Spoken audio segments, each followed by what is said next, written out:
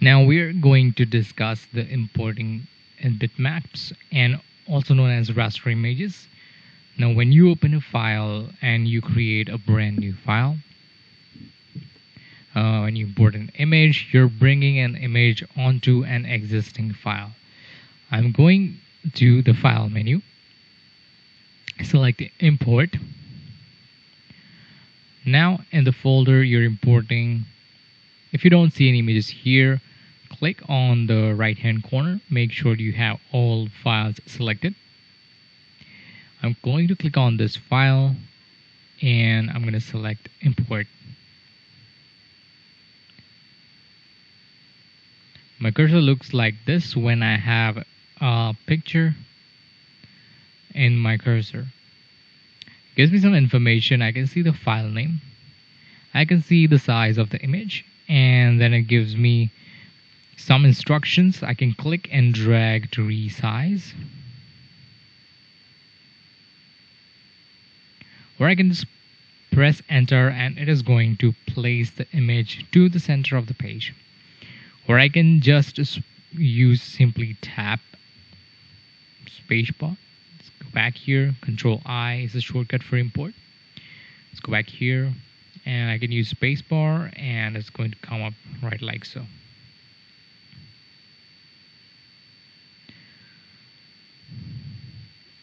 So I'm going to use F4 to zoom here.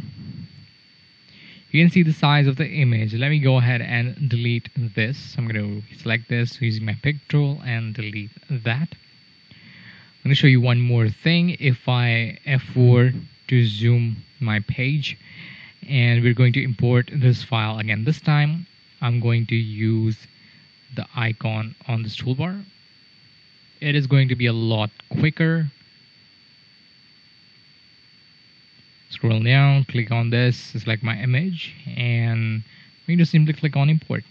Click here and I have my image here. I can dictate the size of this image, comes in at. Let's import one more image. So again, from this icon, click on import. Maybe I will choose this one. Now a couple more options that I have in the state is bottom right hand corner. If I click on this drop down, I can see I can import, resample and load. I can crop and load.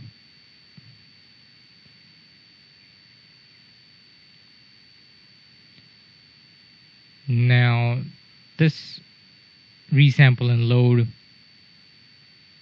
can be used to bring down the resolution. If I select resample and load, I have the ability to change the height and the width you want to measure. I can change the resolution of the image and a few other things. I'm going to click cancel on this. I'm going to select crop and load.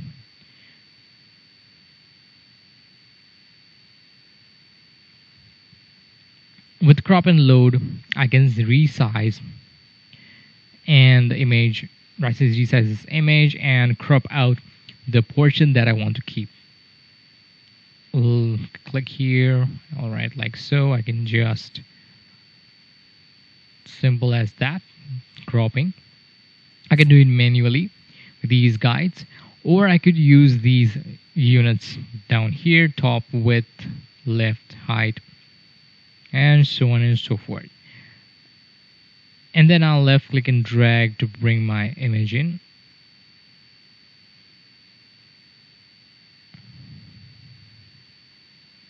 Give OK, click, and there I have my image in my document. Now one final note, if I'm importing images, I want to import multiple images. It's simply a matter of selecting the images I want, and when I click on import, I will get a cursor. I can plan each one on the page. And so it's a great time saver. Now we're going to take a look at some of the best practices when we're dealing with raster images.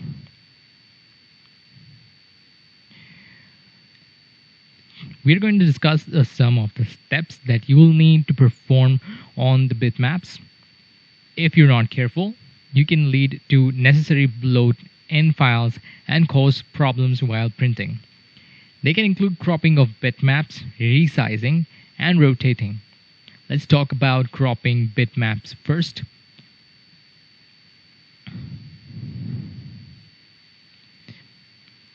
Say, and you can crop out and remove the area of bitmap. So they include the shape tool, eraser tool, and the crop tool. Let's go to the toolbox. I'm going to use my shape tool. If I pull in this node in, or I delete it by double clicking on it, you can see I have cut right through the line. Let me go ahead and double click and add the node. Double click here and I've added the node. So with the shape tool, I can crop areas of the image out. I can do Ctrl Z a couple of times to get my original result back. Now I mentioned that eraser tool underneath the crop tool. I'm going to take my eraser, simply move around my image here. I release the mouse button and we have changed to a shape tool.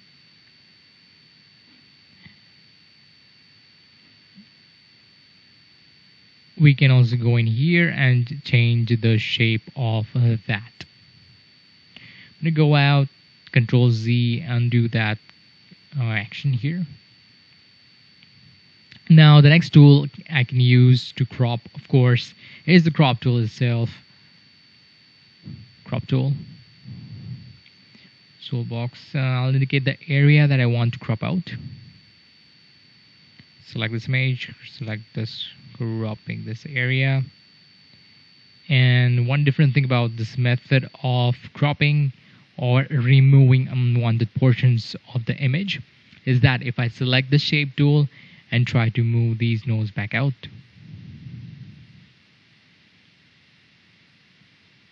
I have actually removed the image itself. It deleted what I did not want. I'll select the crop tool again and select the area that I want. Now I'm going to double click here. Here's something that happened. It's a common question that would use, people would ask. Wait, I'll just try that again without having the image selected. So if I do this without having the image selected, let's just do this on this image. I'll just do this, enter, and you'll notice that everything on my page disappeared. The reason is, I'll just give Ctrl Z and do that. The reason is that I have not selected anything on the page, and therefore when I use the crop tool, it's basically saying crop from the entire page. I basically select my spacebar, tap spacebar, it will give me my pick tool back. I'll tap my spacebar or to toggle me back to my crop tool. And now when I'm cropping, I'm going to tell,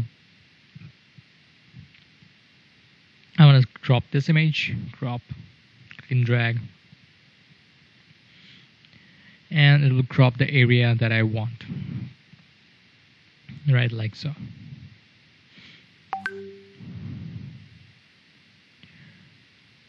I'll tap space and look at my pick tool back. Select this image. Now when I imported the image, we saw I left click and drag. I can dictate the size of the image that comes in. One thing you have to be careful of, if I look at an image and resize it with the sizing handles, you'll notice in the status bar there is a change in the DPI. Currently it is 108 into 108 DPI. Let's say if I do this one, there is a significant raise in the DPI, and that's way too high. Typically you would not need any that much. About 150 to 200 DPI is enough. If you're printing to a digital printer, if you're going to an offset press or creating separations, the printer may want you to go up to 300 DPI. So if we want an image like this, then I'm just gonna go do a Control Z, undo, take back to my original size, and which is 300 by 300, we can do is click on this image, select this, then from the bitmap menu convert this to bitmap. Here you can choose 150 dpi. I can click on OK, and when you see the file size, it has reduced down significantly. So you can imagine that if I don't resize them properly, this file size is going to be extremely high. So it's a good habit to get into once you resize that. Then you go to bitmap, convert to bitmap, and resize it. And now I want to talk about here is a rotate. A particular image has been rotated. Say, just take this image, and I'm going to put this into Power Clip. Say here. Okay. I select this. Maybe I want to rotate a tad bit. Okay. This Power Clip I'm going to explain later. Now let's just take a look at here. Control click on this. I've entered the state inside there, and when you see zoom in here, you can see these pixels are in slanting manner, a bit of a diagonal. I zoom back out, Shift F2 would do that for me. Select Shift F2. I can control click outside. So now that we know that the image is rotated and the lines are on a diagonal, I want to send this to print. What's going to happen to the print when the file size will balloon quite large? And that's because it's sending the bitmap out in bands, and it has to rotate as it goes through. And it can take a lot longer for it to print. So an easy way to address this is, of course, go to bitmap, convert to bitmap. Say click on here, okay, convert to bitmap, and choose this resolution and give OK. And there, problem solved. Now my rows of pixels will be perfectly horizontal or vertical, and print time will be within the normal. So I'm going to give F4, zoom back, open my document. Now we're going to take a quick look at reshaping of bitmaps. You can take a shape tool and change the shape of the bitmap. Also, we briefly discussed Power Clip. However, I'm going to save Power Clip for later. We're going to take a look at image straightening and image perspective. Let's go up here. So we'll start by selecting this image, go to bitmap, go to straighten image, make this bigger. Okay, that's a better look here. So going to maximize this dialog box. As you can see, it's better look and feel, and the grid color as well. I can change the grid color from here. Maybe I'll just give it dark, maybe dark black. It's fine. Okay. This is the grid size. I can make it bigger or smaller.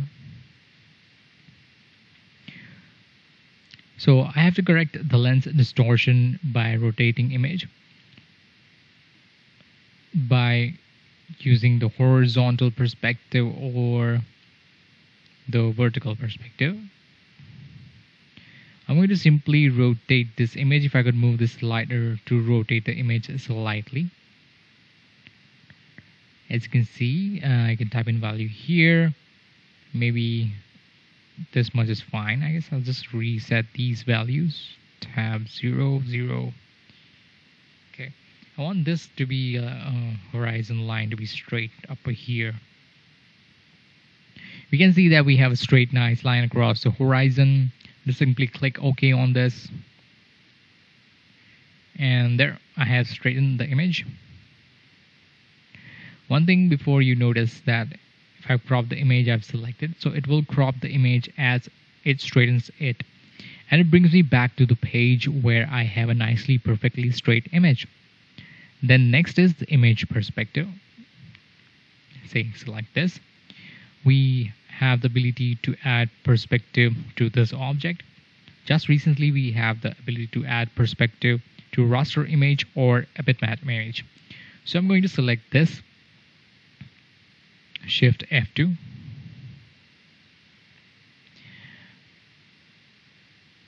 I'm going to image here.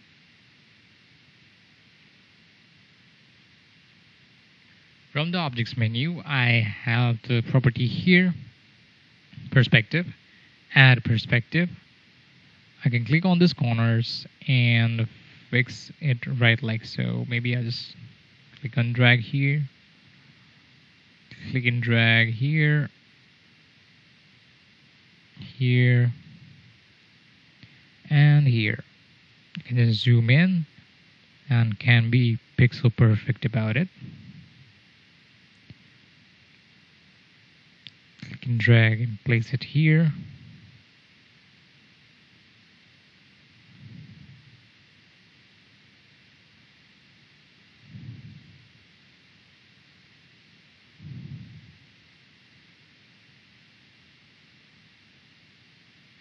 There. So I can take these corners and move this into that position I just made. And we have effectively added perspective to that and make it look as though our poster is sitting on the billboard sign. We're going to take a look at the power trace now.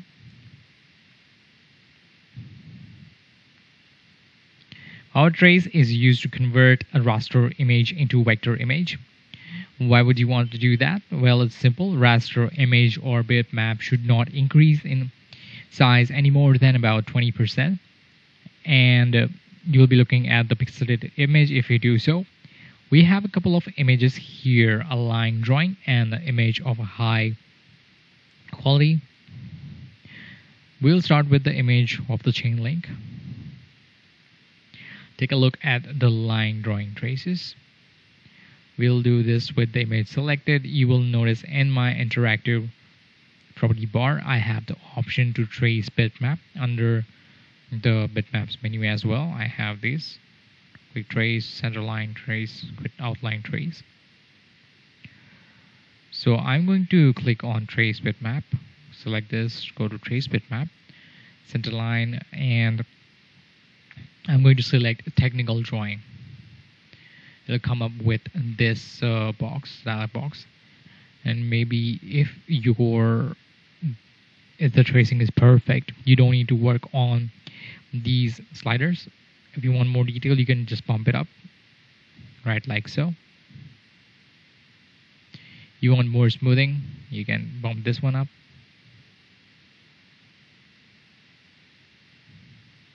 It will take a while, but it will come up. Corner smoothing will give this corner smooths. You just reset right like so. Go back to what they actually did this before. Click here.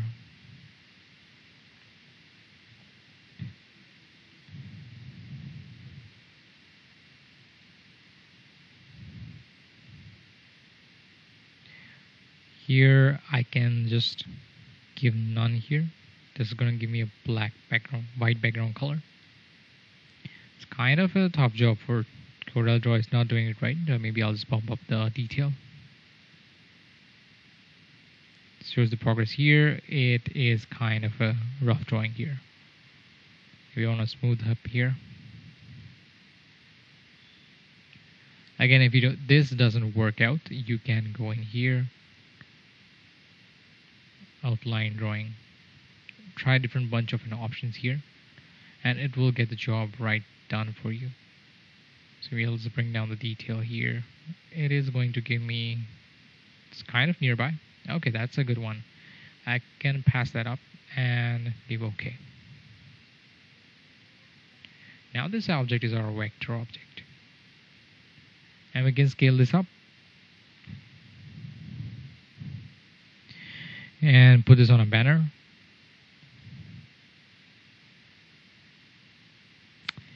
Maybe I want to scale this up to 200%, and it's okay to do that. We selected this guy here. Go to my trace bitmap menu, and we have a couple different options here. I can select line art or logo, detail logo, low quality image, high quality image, and high quality image will retain more color and more objects. So particularly simply going to be screen printed on a shirt. The clip art is more than satisfactory.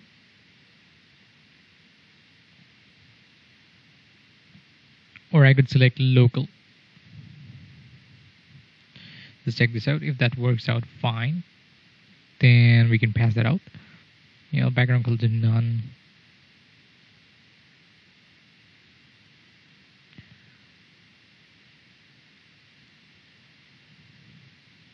More detail. You can also choose here colors. You can just merge colors as well. Maybe if you want these two colors merge, that will merge the color up. There's way too many colors here. And you can undo that step clicking on here. Control Z would not work here. You can work with here. Also, you can change again high quality image. And that will give you the ditto exact version of the cartoon that you uploaded right there. I can go ahead and give OK, and this is kind of a decent trace here. Highly trustable, but some colors got meshed up here. You can fix that later, no, not an issue. Anyway, did kind of a pretty job.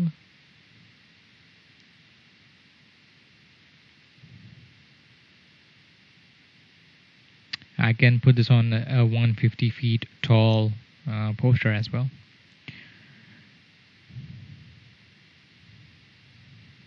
Now we discussed with the problem of unsampling a raster image more than 20%. There are going to be times when you need the raster image to scale that up more than 20%. Whether you're doing it for a brochure or a poster or a hand flyer or something like that. In CorelDRAW, it's easy enough to do. We are going to select this image, and you'll see the status bar. It's kind of as 203 by 203 dpi. It's only 960 by some dimension here. I'm going to go to bitmap menu, resample, and I can change the width. I can give the horizontal value. I'm going to make this 500% larger. I'll keep the resolution at this one as well. You may have noticed when I did select the higher percentage,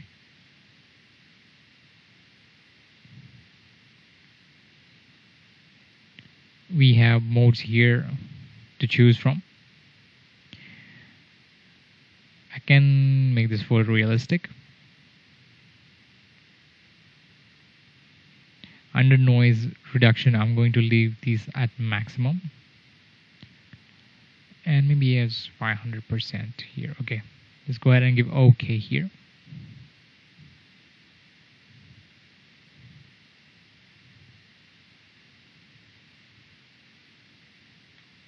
Well, I can just type in here 500%. 500. And there we have the 500% larger. Now it kind of would take a time if your system is slower. Depending on the resolution that you're going to take, it may take more or less time. And let's leave it at this. Now we're going to resample this image for us, and we have resampled this image. It looks kind of nice, crisp and clear. If you hold down the Alt key with my digger tool,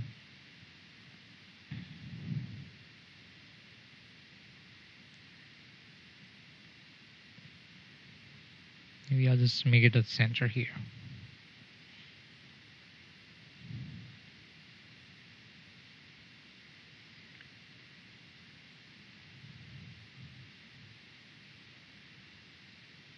I'll just undo this here, back. Next, we are going to take a look at exporting objects for web. There are a few web compatible formats including GIF, PNG, JPEG, and SVG.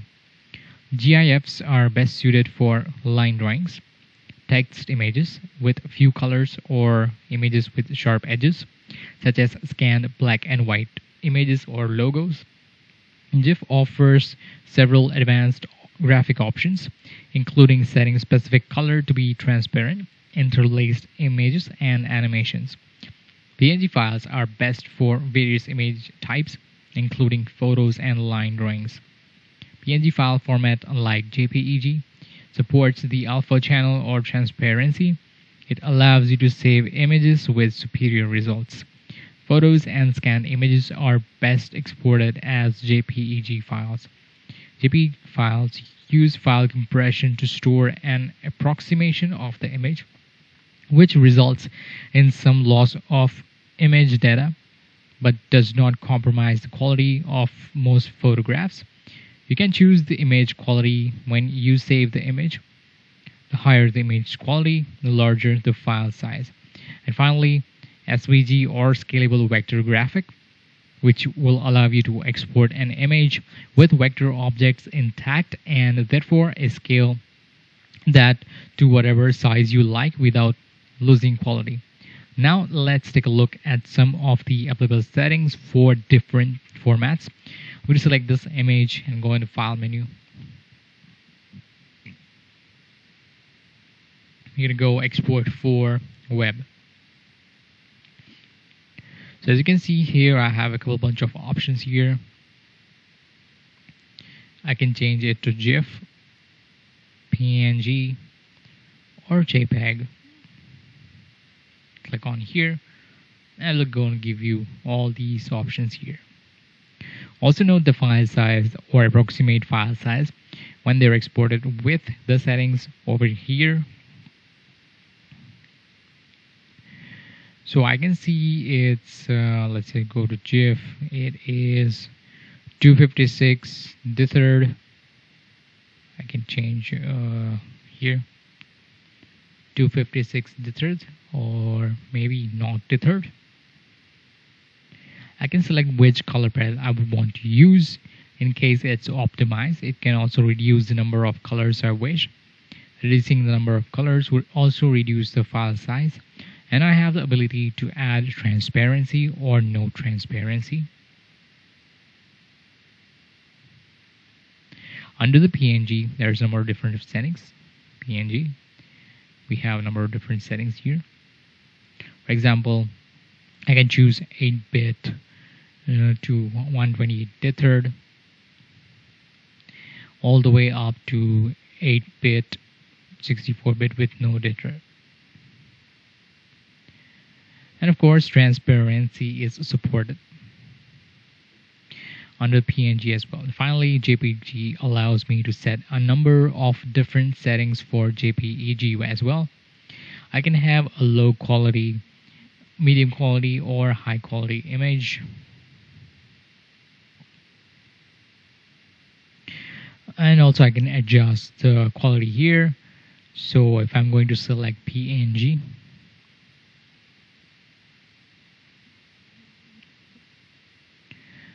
and I'll export this file out, save as. I'll put this on my desktop and save. It has been successfully saved. Let's just go ahead and import that from the desktop. It's here, import, click, and there we have it, clear, crystal clear. So it's a SVG kind of scalable vector object, and this is a PNG kind of raster. We can figure that out by zooming in.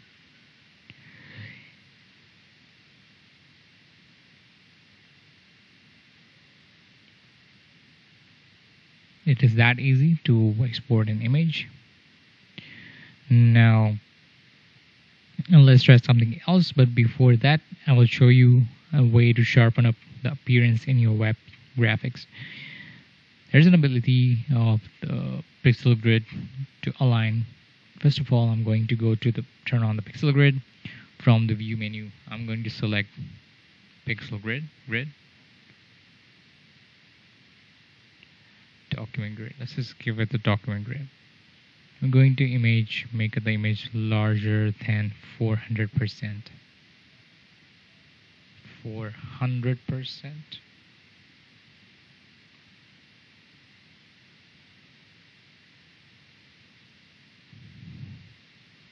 I can see that I have a bit of an anti-aliasing going on here.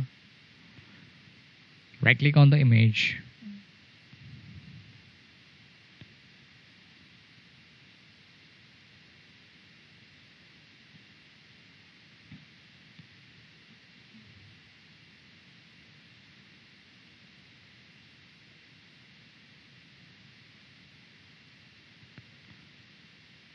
Okay.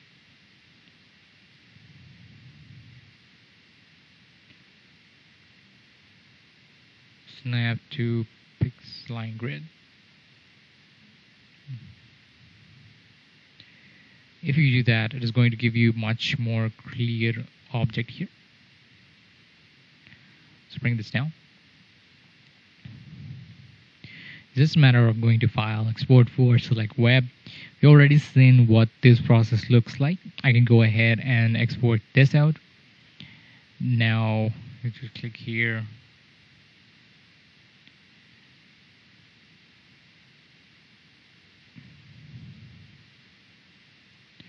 I do not have the entire logo selected.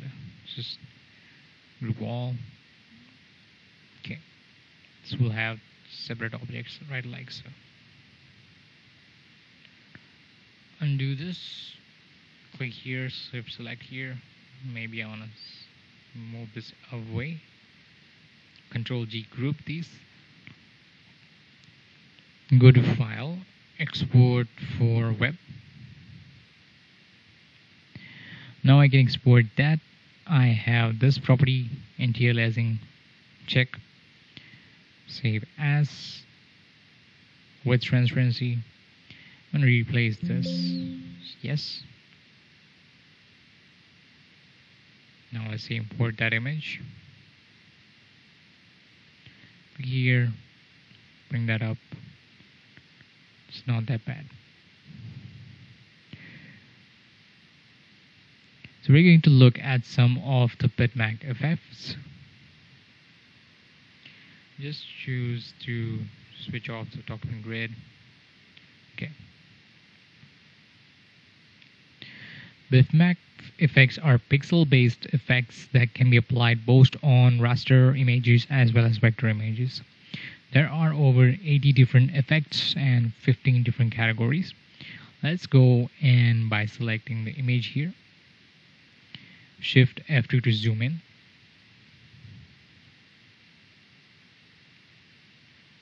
And then from the effects menu, I'm going to choose my art styles.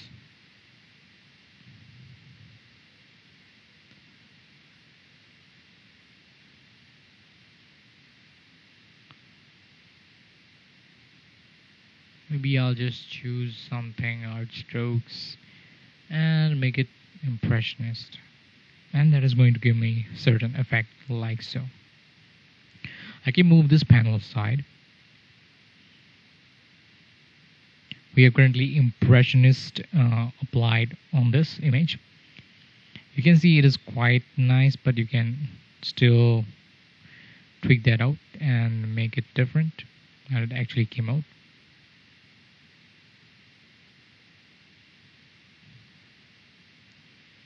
You can go ahead and give OK, and some of the other effects I have here are graphics, effect, include camera, blur, color transformation, 3D effects. We have here a page scroll and that is going to give me a certain page scroll effect. You can also customize the page scroll here, change the color of the color. Maybe you want it on the different side. You can change it to side from here as well. And go ahead and give OK. So there's a number of effects that can be applied on this image, whether it will be a raster image or a vector image. I'm going to zoom back out to the full here page. Now let's take a look at something else with respect to bitmap and bitmap effects. I'm going to apply the bitmap effects to here on this one.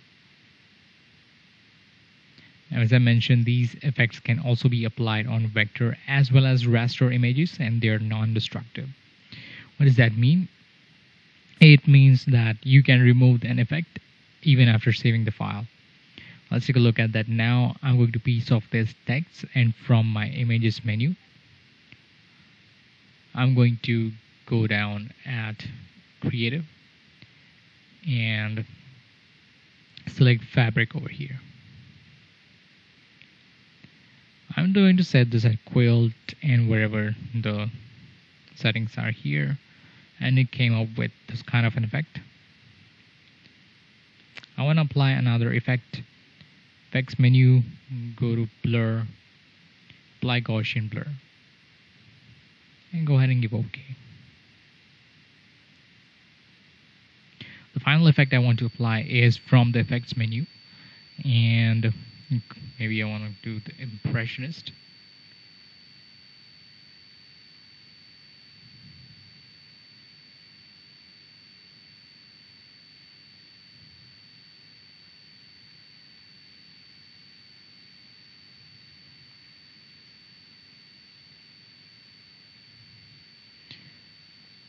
And just leave everything else as it is and click OK.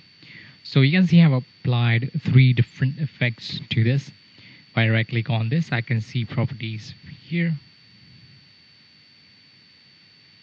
I can go and choose my effects tab, and here I have all these 3 effects applied on this element. I can select impression. I can either turn that off or turn it on, or I could edit it. Click on here, I can edit this back again. I could do the same for the Gaussian blur and the fabric. Now maybe you want to see what it looks like without Gaussian blur. Maybe I can just turn off the visibility and take a look at that. So we have the impressionist applied on top of fabric. Maybe I want to change the order and click, and maybe I want to make the fabric last. So you can see how it changes and applies right like so. Maybe I want to put the Gaussian blur last. Kind of the combination of this recipe changes, and the output also changes. If I want to add another effect, it's simply just a matter of clicking on plus sign here, and I can add more effects if I wish here.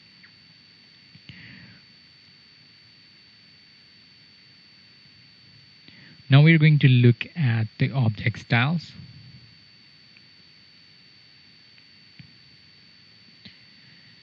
If I right click on this element and go to the object styles, I can choose new styles from, I can choose bitmap effects. It is going to create a style for me. I'm going to give the name here as, I'm going to give bitmap effects 1 as it is, and go ahead and give OK. It will automatically open up my object styles docker here. Say